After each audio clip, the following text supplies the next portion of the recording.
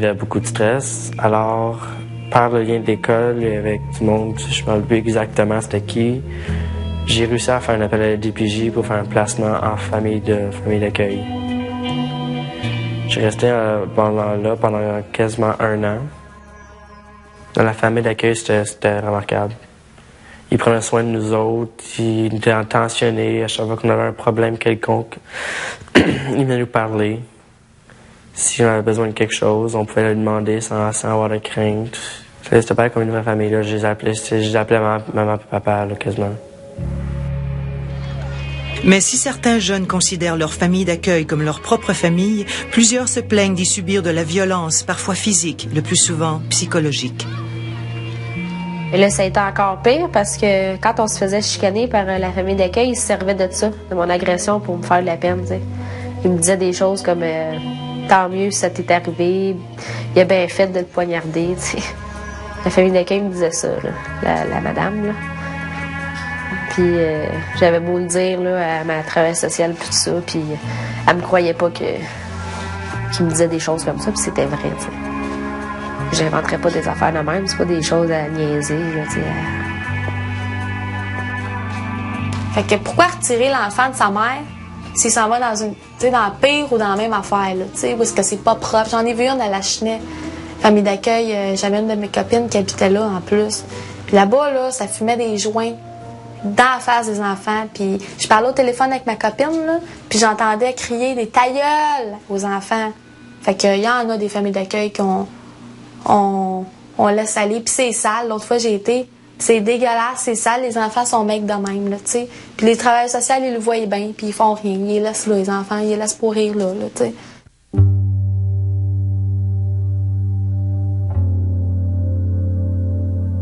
Après qu'on soit passé en cours, ils nous ont réessayé là, pour habiter avec ma mère et mon frère David.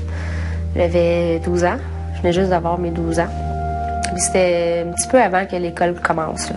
Mais déjà, je voyais que ça allait pas bien. Parce que ma mère, on dirait qu'elle tombait malade. Puis, tu sais, elle était faible. Puis là, elle buvait de plus en plus. Même que je la prenais des fois à être saoule, là.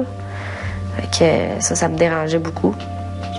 Puis elle s'entendait pas bien avec mon frère David, il chicanait tout le temps. Puis on s'est assis, moi et mon frère, je m'ai emmené avec ma mère, là. Puis on lui a dit peut-être qu'on est mieux de retourner en famille d'accueil. Finalement, ça marche pas, t'sais. Alors que son frère David décide de retourner dans son ancienne famille d'accueil, Annie se retrouve seule. Une voisine, Danielle, s'offre alors pour l'héberger. Annie ne tarde pas à s'attacher à elle, d'autant plus que Danielle est tout à fait d'accord pour la garder. On ne prend pas le temps aussi d'analyser les ressources, tout le temps, les ressources familiales autour, comme on pourrait voir dans un milieu plus rural ou plus petite ville. Bon, est-ce qu'il y a quelqu'un de la famille qui pourrait s'occuper de l'enfant en attendant qu'on donne un coup de main à la mère ou au père? Non, ça va vite, c'est brusque. Là, après 5 mois, ben, la travailleuse sociale a décidé de nous faire passer en cours, tu sais, d'aller devant le juge. C'est au tribunal de la jeunesse qu'ils font ça, là. Puis là, on est devant le juge, puis il essaie de voir, là, où est-ce qu'on est le mieux. Moi, je voulais habiter chez Daniel. Moi, je disais à ma travailleuse sociale, je vais rester chez Daniel, tu sais, je veux habiter là.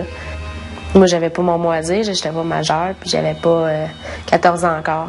Fait que tu peux pas rien dire, t'es obligé d'écouter qu'est-ce qu'ils disent, tu fais ce qu'ils disent. Puis là, ils ont trouvé une place, c'était à Sainte-Julienne, c'était un trou, là, t'sais. Moi, j'étais jeune, je voulais jouer avec mes amis, puis tout ça, ils m'envoyaient en campagne, ben loin.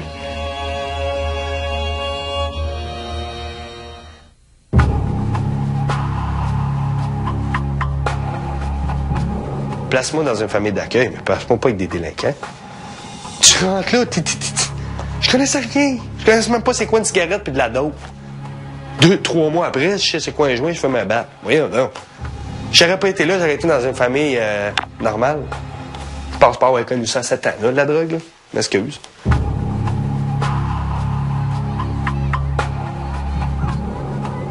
Peu d'enfants placés par la DPJ échappent à ce qui prend des allures de tournée infernale.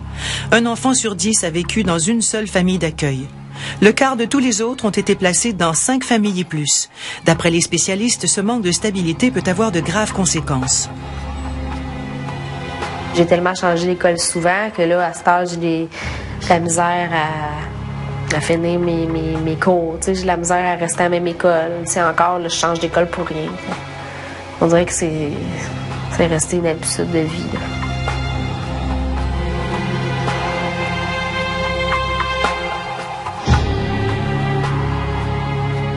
J'ai le cas, entre autres, d'une situation où est-ce que le DPJ est rentré dans un dossier d'une de mes clientes et un enfant de 8 mois qui a été déplacé 6 familles d'accueil en 8 mois. Le pédiatre a lancé un cri d'alarme en disant qu'on était en train de causer l'état irrémédiable au développement du cerveau de cet enfant-là.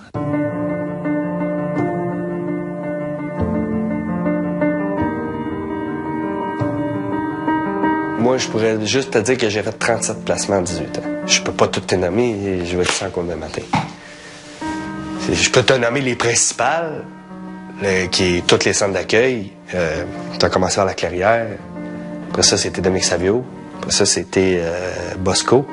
Après ça, c'était Cité des Prairies. Mont-Saint-Antoine, Cité des Prairies, Cartier, L'Escale. Je les ai toutes faites à Montréal. Il n'y en a pas un que j'ai pas fait. Ces transferts continuels sont dénoncés aussi bien par les intervenants que par les jeunes. Les enfants passent d'une famille ou d'une institution à l'autre selon l'approche du travailleur social qui s'occupe du dossier, leur comportement, les changements de programme ou de politique ou la disponibilité des places.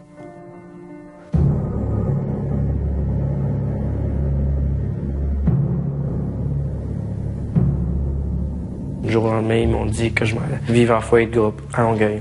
C'est tout ce que j'ai su. Je peux pas vraiment dire comment j'ai réagi, je me rappelle pas. Ça, c'est un moment dans ma vie que j'ai assez d'oublier, puis parce que je l'aime pas. J'étais sur le choc, j'avais peur, j'avais 11 ans, j'étais avec des jeunes de 17, 16 ans. J'avais peur, j'étais tout petit.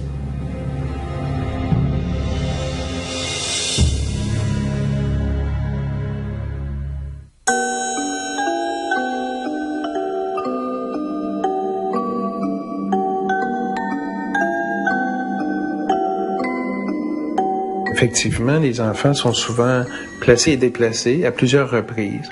Et ça aussi, dans une logique de supporter l'attachement ou de préserver l'attachement, tous ces déplacements-là viennent miner la base de l'attachement. Ce qui fait que les enfants perdent confiance et ne veulent plus s'attacher.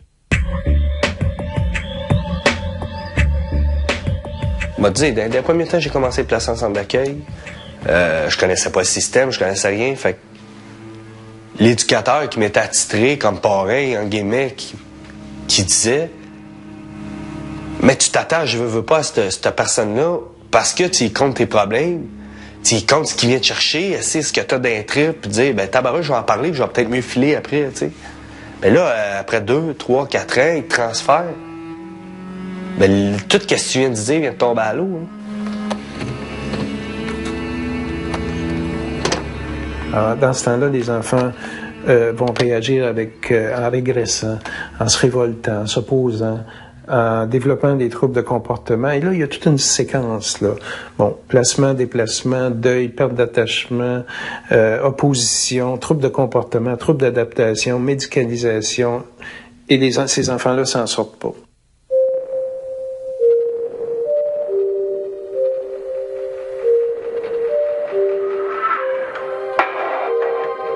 Tu vas crisser un enfant en centre d'accueil à l'âge de 7 ans, quand il serait bien mieux d'une famille, puis dire au père et à la mère, mais prenez un break, votre fils va être en bonne main.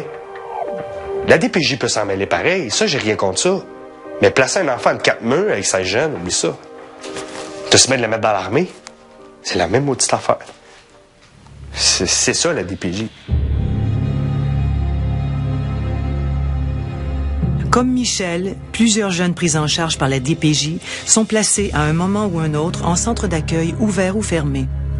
Les enfants que l'État a la mission de protéger se retrouvent alors dans les mêmes centres que les jeunes contrevenants.